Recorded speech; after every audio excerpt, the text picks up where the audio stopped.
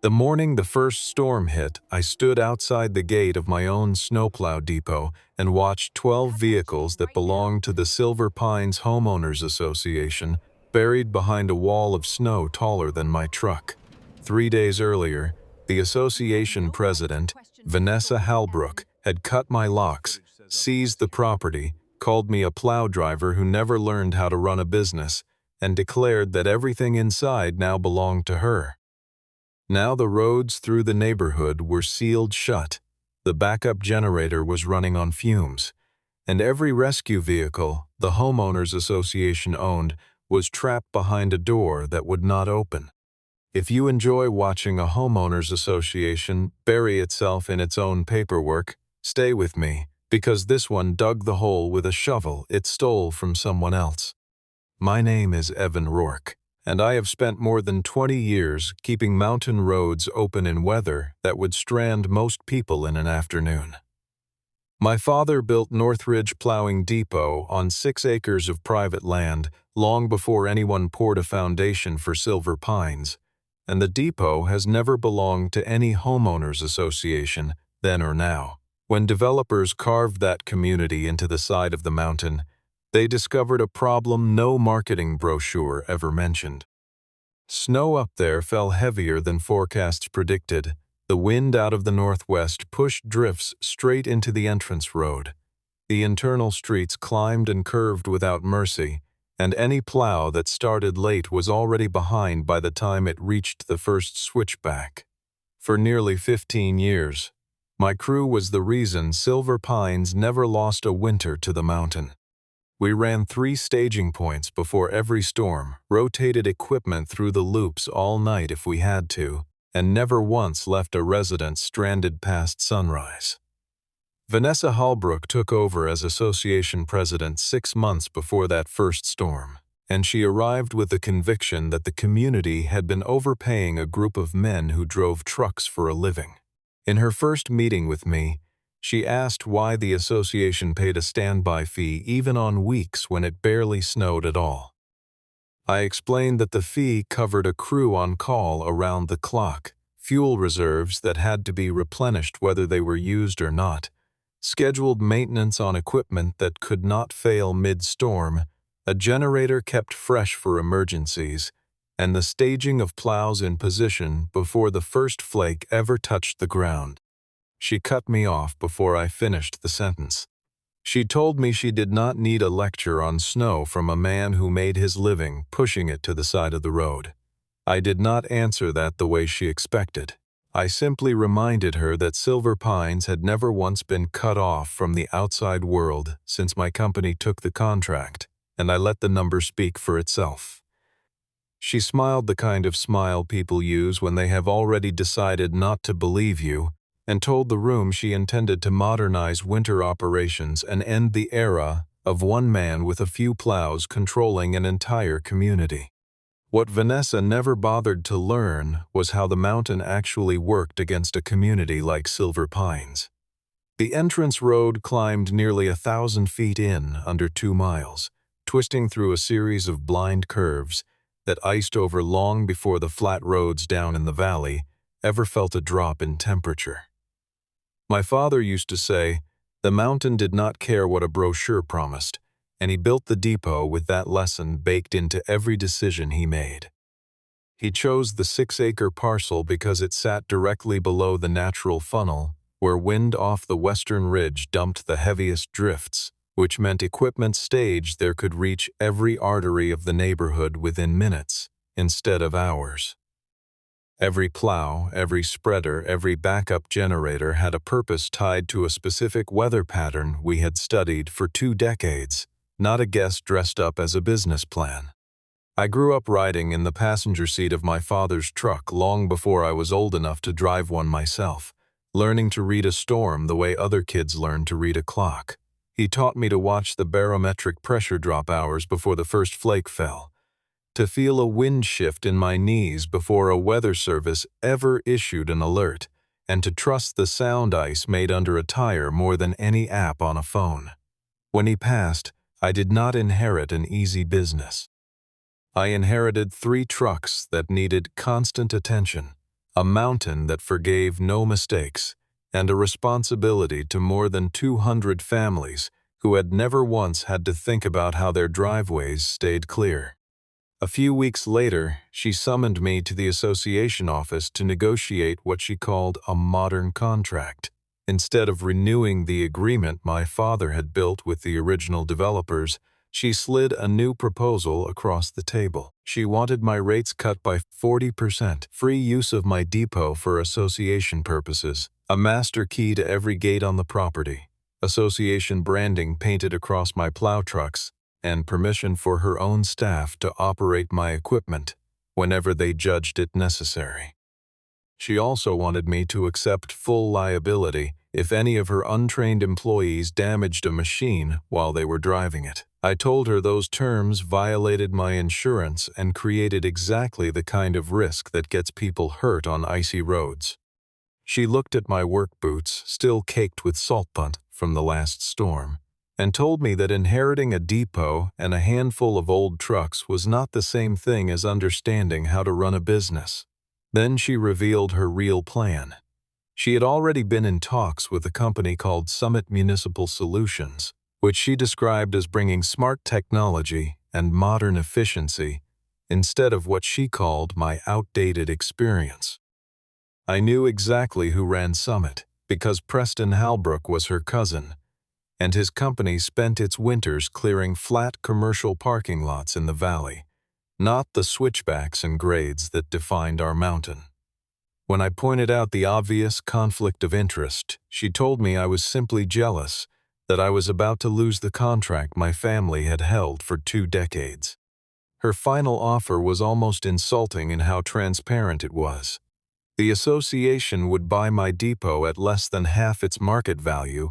I would be permitted to stay on as an equipment manager working under Preston, and I would sign over control of my machines and my salt storage to the homeowners association outright. I turned her down without a second of hesitation, and I watched her expression shift from confident to cold. She leaned back in her chair and told me she found it fascinating that a man with so little formal education felt qualified to reject a proposal from someone with an actual business background. I reminded her that the proposal she was so proud of would have left the community without insured equipment, without trained operators, and without a single safeguard if something went wrong on a road that killed careless drivers every winter.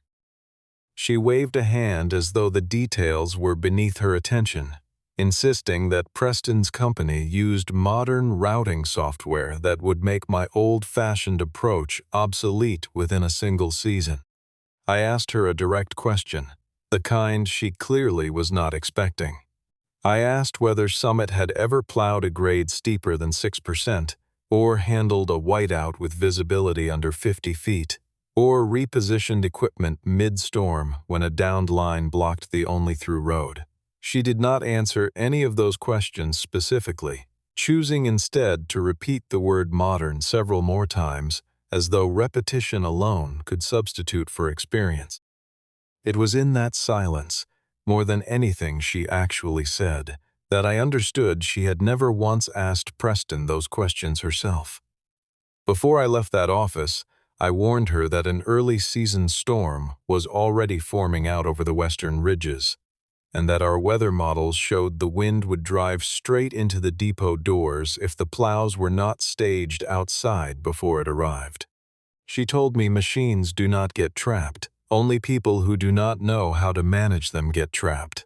2 days later, I received a notice that the Homeowners Association had terminated its contract with my company, effective immediately, with no further explanation and no opportunity to discuss it.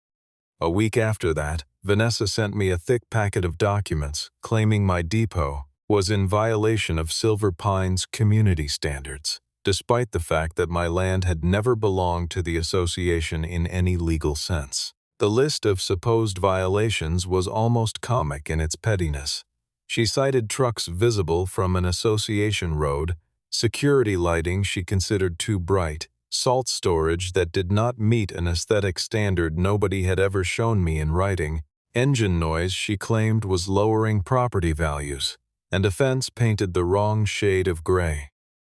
The total in fines she demanded came to $86,400, a number so absurd I nearly laughed out loud reading it at my kitchen table.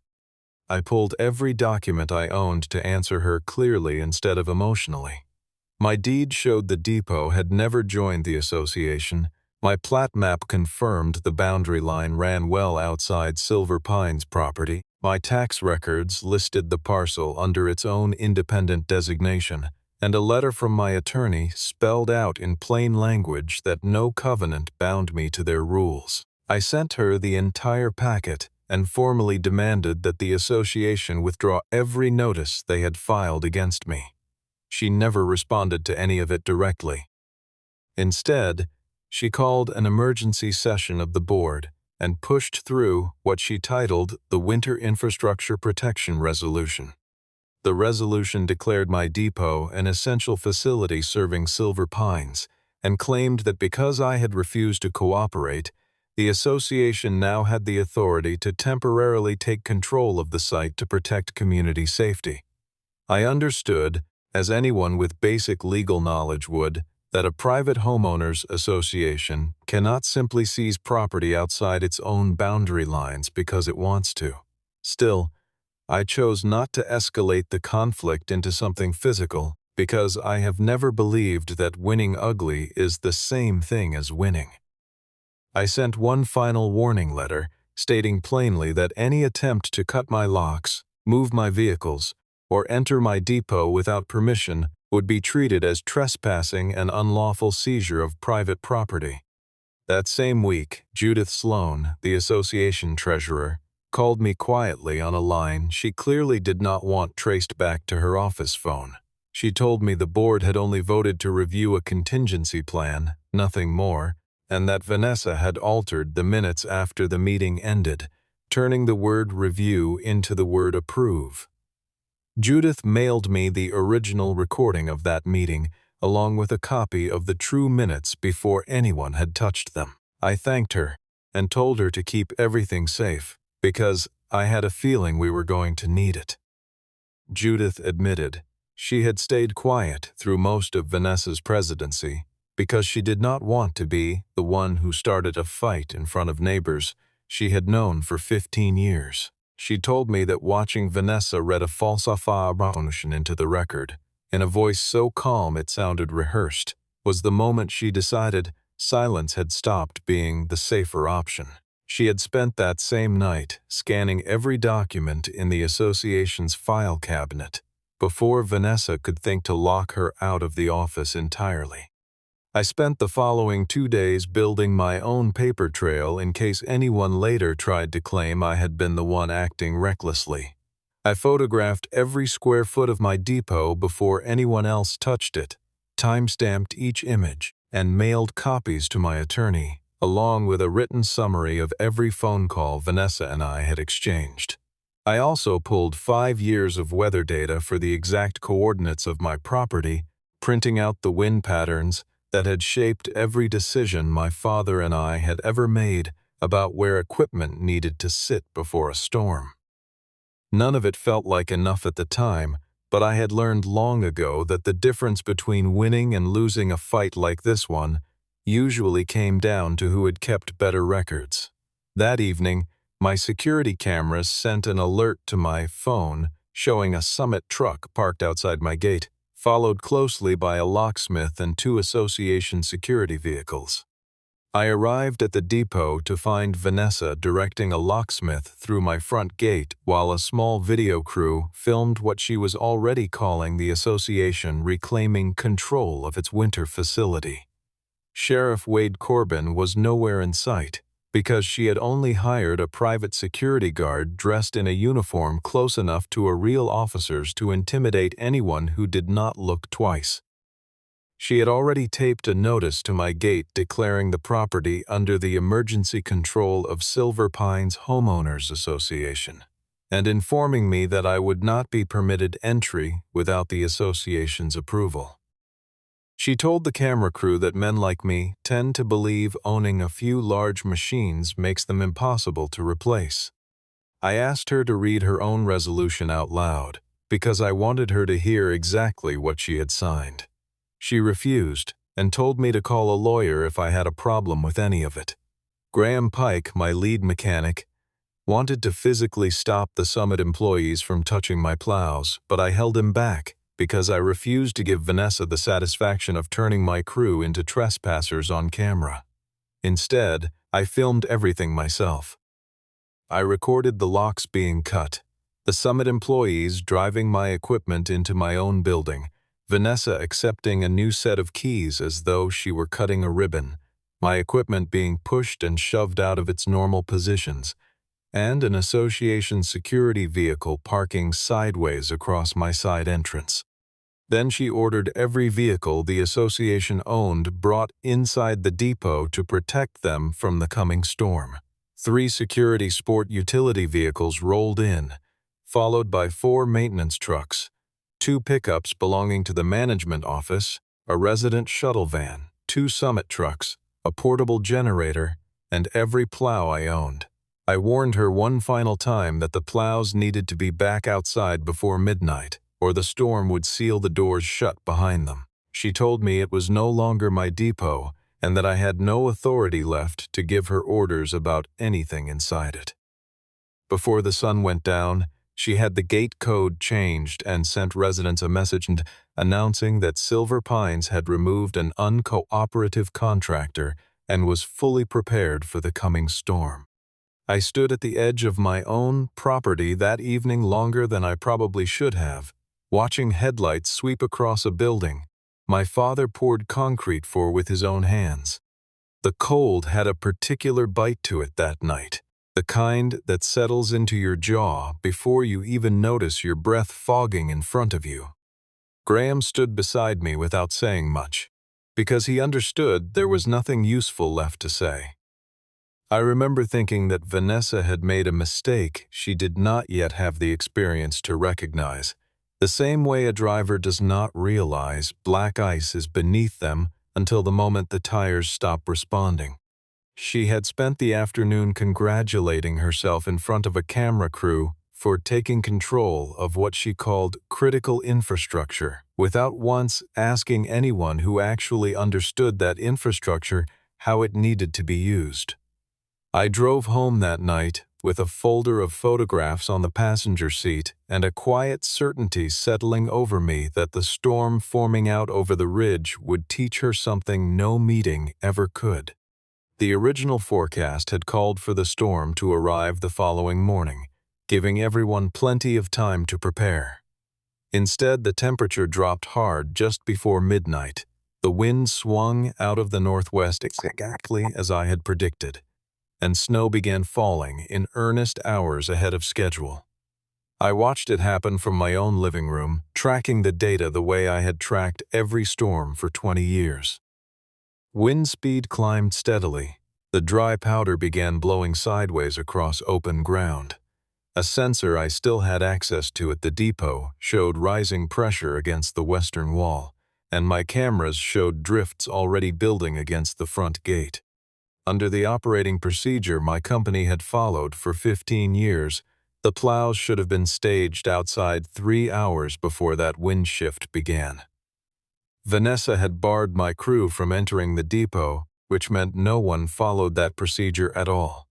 Preston sent 2 of his own employees to retrieve the plows, but neither of them knew the machine's individual startup sequences, and neither understood the hydraulic systems well enough to run them safely in the dark. Vanessa called me directly and demanded I hand over the access codes so her people could finish the job. I told her exactly what I needed before I would help. I needed the association to rescind the seizure, restore my access to my own property, confirm in writing that I was permitted back onto my own land, and remove Summit employees from operating my equipment entirely. She refused every condition and accused me of trying to profit from an emergency I had warned her about weeks earlier. She threatened to sue me for what she called interference with emergency response. I told her that she was standing inside my depot, holding a set of keys she had cut for herself, asking me why I would not simply walk through a door she had personally locked. By early morning, the snow piled against the front doors had reached more than 3 feet, and the wind pouring down off the ridge kept dumping more into the low ground around the entrance. The rolling door could not open all the way. The main gate had frozen solid under the pressure, and the side entrance was blocked entirely by the association's own parked vehicles. One of the summit employees tried to drive a plow out anyway, but he pushed the snow in the wrong direction and built an even taller wall directly in front of the only working exit. I sat awake through most of that night with a radio scanner on my kitchen table, listening to the county channel report one stranded call after another from inside a neighborhood I had protected for 15 winters. Every report landed like a small, specific ache, because I knew exactly which turn each family lived past, exactly how deep the snow would already be pooling against their garage doors, and exactly why none of it had to happen this way. Around 3 in the morning, a resident named Carl Whitfield called the county line to report that his elderly mother needed a prescription refilled before her medication ran out, and that no vehicle in the neighborhood could reach the pharmacy or come back if it tried. I was not legally responsible for that call, but I felt the weight of it anyway, because responsibility and permission are not always the same thing. By 4 in the morning, the wind had shifted again, driving fresh snow directly into the low pocket where my depot sat, exactly the pattern I had warned Vanessa about for 15 years running. The storm was not behaving unpredictably at all. It was behaving exactly the way every storm before it had behaved, which was the whole reason my father built the staging system in the first place. At 5:20 that morning, the power inside Silver Pines began flickering. The backup generator that fed the community's water pump station sat trapped inside my depot, buried behind 11 other vehicles that no one could move. By daylight, snow had swallowed every road inside the neighborhood, and not a single association vehicle was operating anywhere outside my gate. Maintenance trucks could not reach the pump station. The security team had no working vehicle left to patrol with. Fuel deliveries could not get through the drifts. A fallen tree blocked one of the internal roads. The gate system switched itself into emergency mode, and residents found themselves unable to leave their own driveways. No one was seriously hurt that first night, but the situation had every ingredient needed to become dangerous if it dragged on much longer.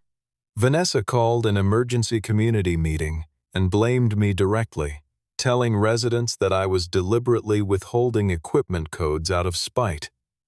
I joined that call and asked her one simple question calmly without raising my voice.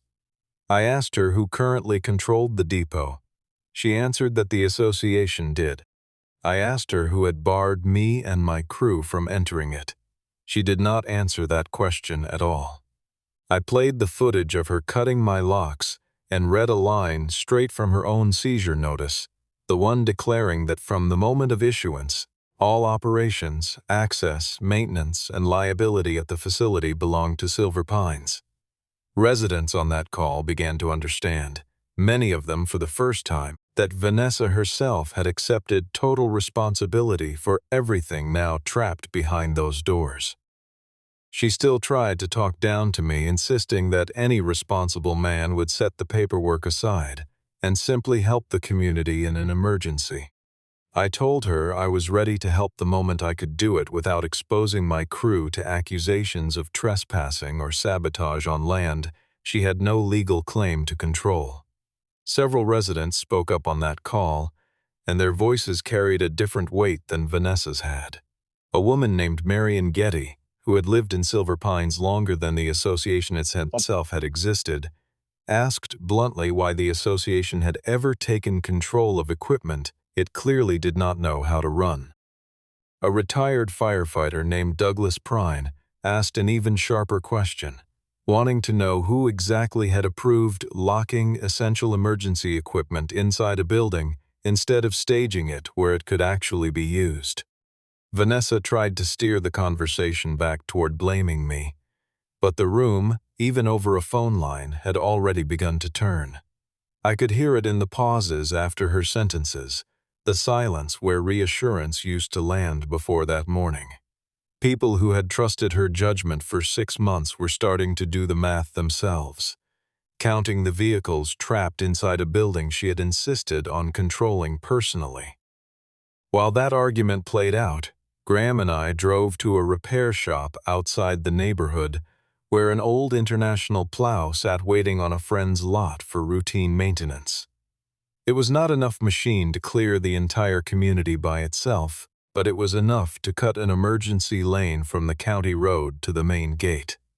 I told Vanessa plainly that I needed the seizure reversed in writing before I would send my crew anywhere near association property again, and she refused because signing that reversal meant admitting publicly that she had done something wrong. Sheriff Wade Corbin and Tessa Langford, the county emergency management coordinator, arrived at the gate not long after in a county vehicle equipped for the terrain, carrying a plat map and a copy of the very resolution Vanessa had signed herself. Sheriff Corbin gathered everyone at the guardhouse near the main entrance before anyone said another word.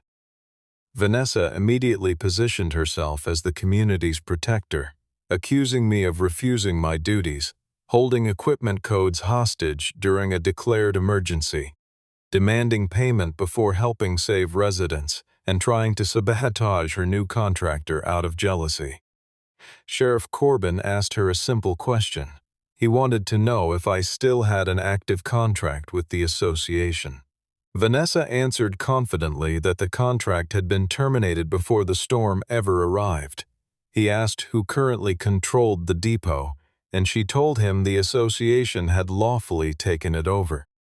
He opened the resolution she had signed and read the section back to her word for word, the part stating that Silver Pines assumed absolute liability for the operation, maintenance, damage, and accessibility of every piece of property located inside the facility during the period of emergency control.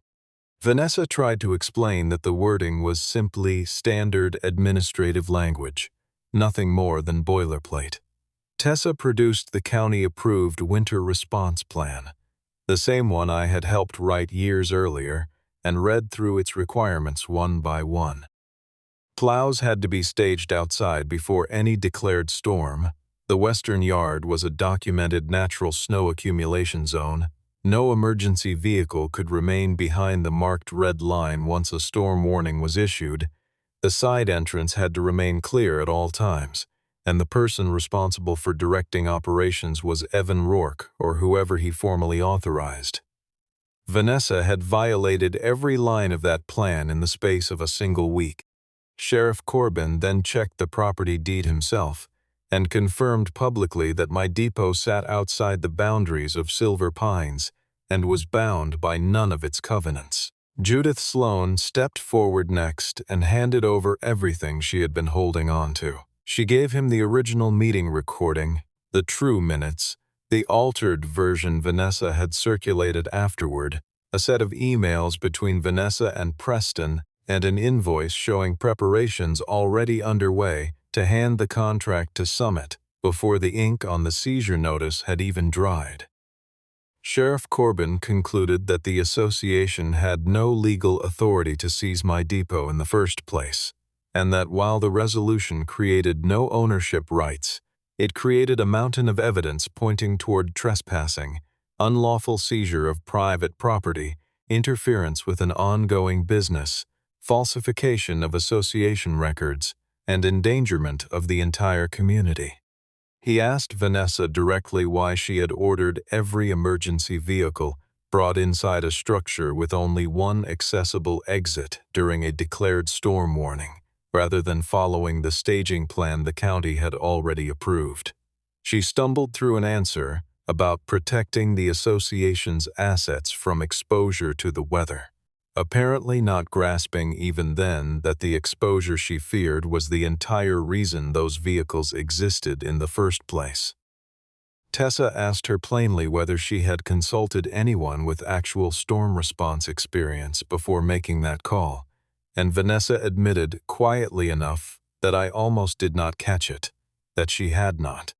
Sheriff Corbin turned to Judith and asked whether the board had ever formally approved the seizure resolution as written rather than the version discussed in the original meeting. Judith handed him the original recording without hesitation, and the difference between what the board had actually voted on and what Vanessa had circulated afterward became impossible to argue away. I watched something shift in the faces of the two board members standing near the gate as they listened to their own recorded voices contradict the woman who had been speaking for them for months. Vanessa turned to me in front of everyone and said I must have known something like this would happen. I told her that I had known the snow was coming because that much I could read from a weather model, but that I never could have guessed she would lock up every single tool capable of clearing it inside the exact same building. Sheriff Corbin ordered her to hand over the keys immediately.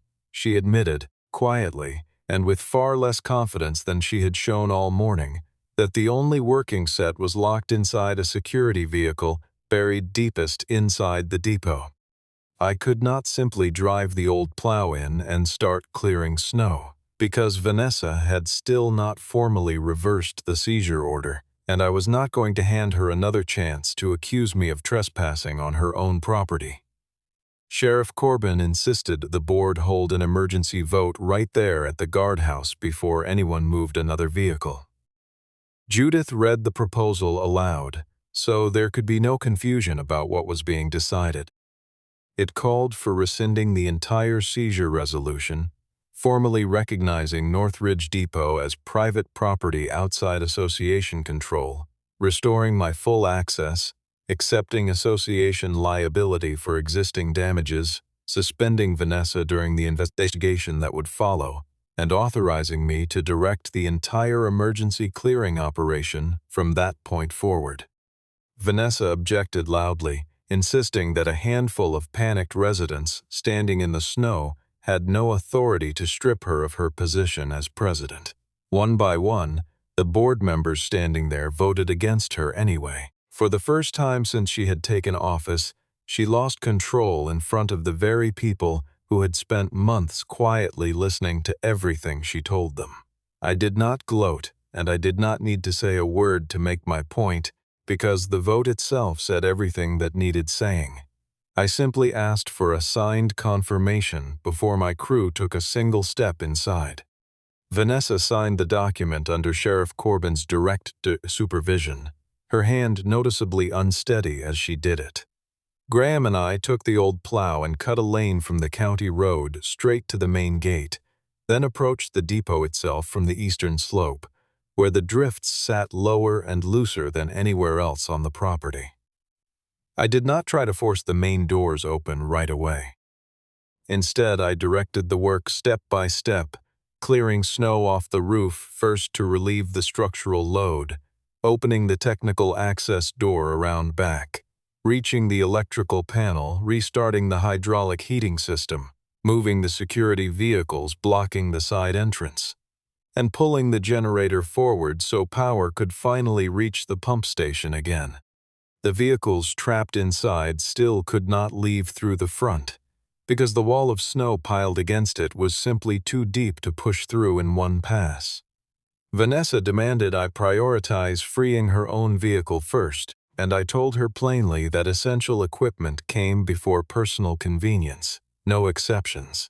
By the time the doors finally opened wide enough to move traffic, both Summit trucks refused to start at all, because their fuel lines had gelled overnight, still filled with summer-grade diesel. No one had thought to swap out before winter arrived. Once the generator was running again, the pump station came back online within minutes, and word spread through the neighborhood faster than any official announcement could have carried it. Residents who had spent the night without water or heat began stepping out onto their porches to watch my plows finally roll past their driveways, some of them still in robes, waving in a way that felt more grateful than any thank you card I had ever received.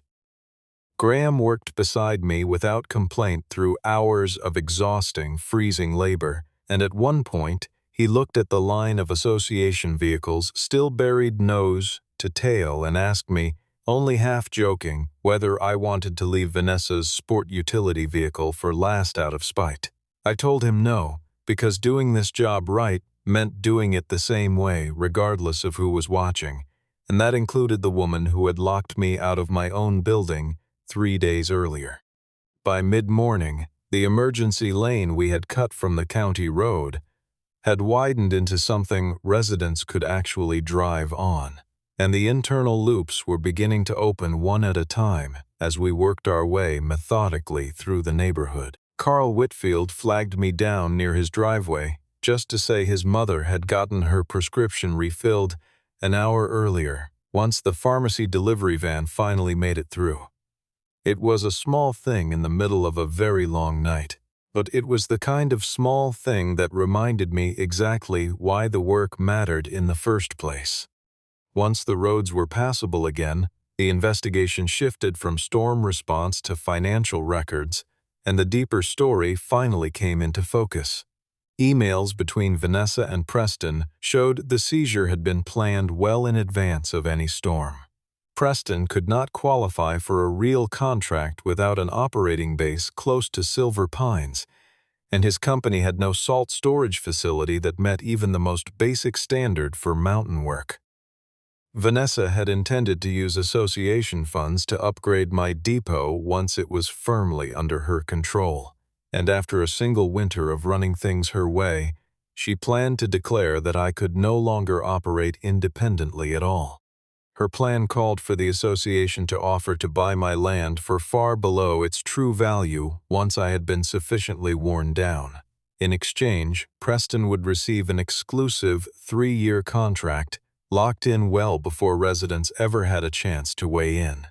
One email from Vanessa put it in words that left no room for interpretation, stating that once every piece of Evan's equipment sat under their control, he would have exactly 2 choices left: work for Preston or sell the land outright.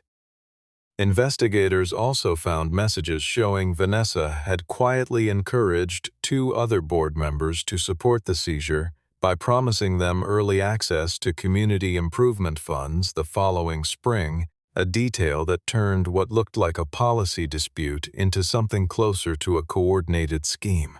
Preston, for his part, had already ordered new signage bearing the Silver Pines name before a single vote had been finalized, confident enough in his cousin's influence that he never considered the possibility of failure.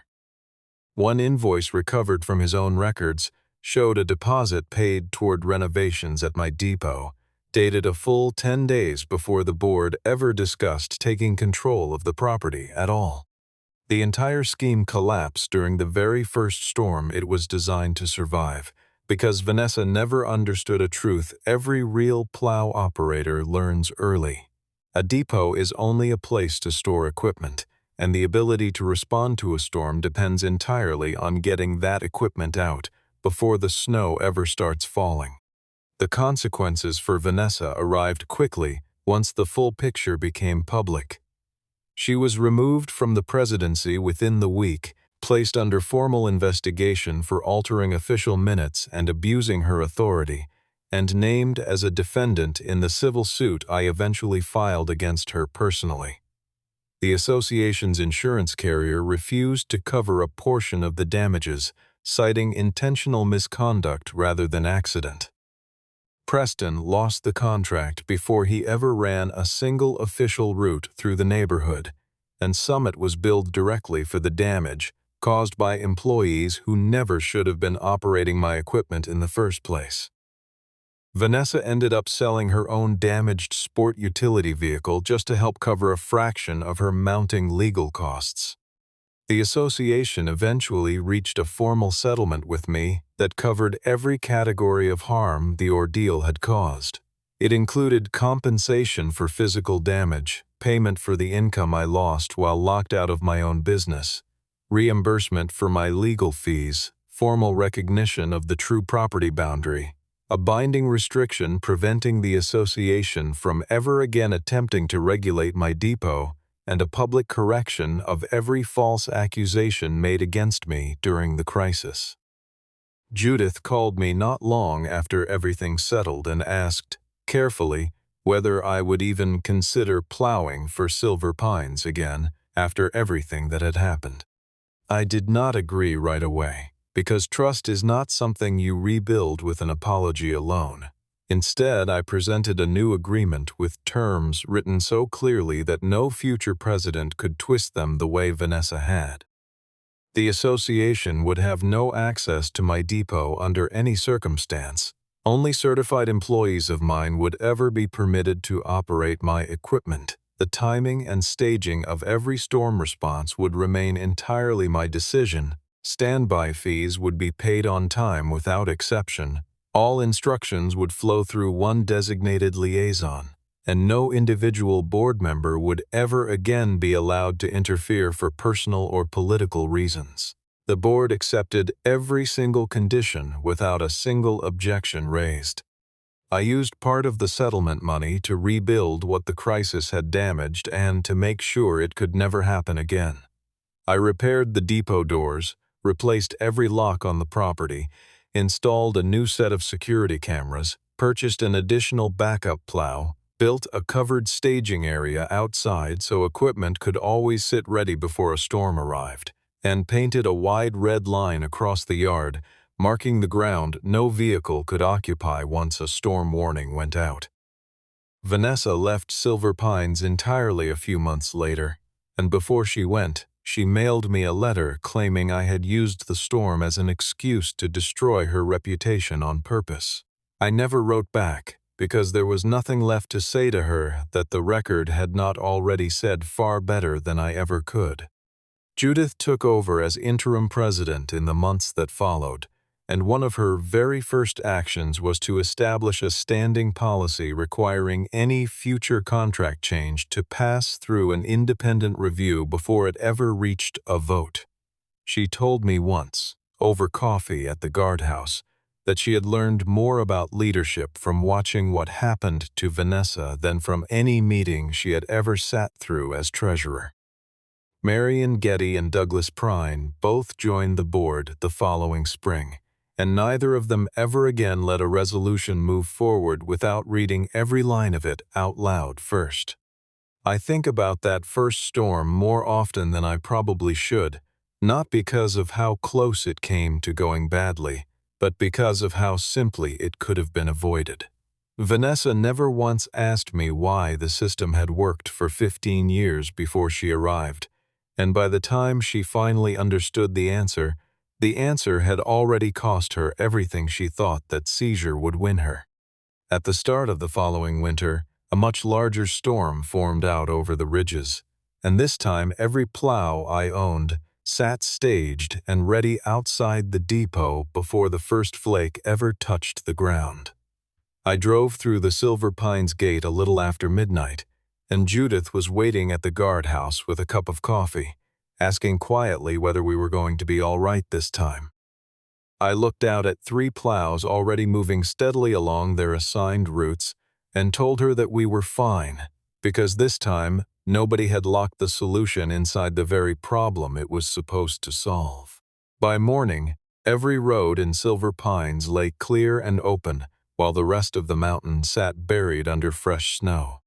Vanessa once believed that seizing a depot full of plows meant seizing control of winter itself. Snow, though, has never cared about titles, resolutions, or pride, and it has a quiet way of revealing exactly who actually understands the work and who was only ever pretending to.